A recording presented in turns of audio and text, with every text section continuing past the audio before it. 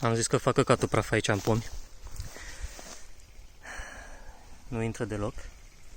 E bătătorit. Și mai mult decât atât, am strâmbat și plugul. După ce n-am reușit cu plugul, am zis să băgăm frezele cu câte două cuțite.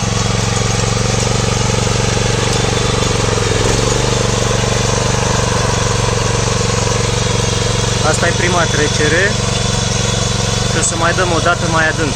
Acum spargem pământul deasupra, că e foarte tare, e nemuncit de ani de zile aici. Am cosit întâi cu trimmerul.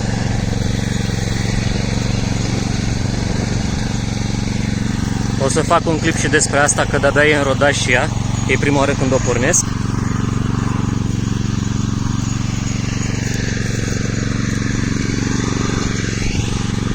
Aici am renunțat la plug și la roți, că nu se putea. Cred că mai mergea un rând de freze, dar dăm așa cu două să vedem, sper că merge. Oricum magaua aia are forță, nici nu simte pământul ăsta, doar că e foarte tare și trebuie să te cam lupți cu ea.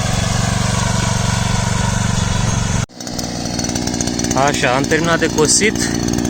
Chipurile trebuia să-i fac rodajul, dar n-am mai stat să-i fac niciun rodaj. Am cosit direct cu ea. Are putere.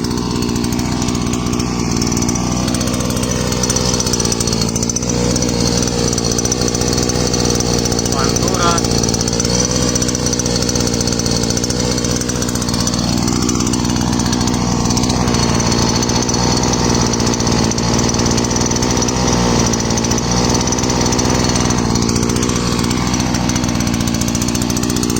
3,8 kW, asta înseamnă vreo 4 cai, 5, nu știu exact.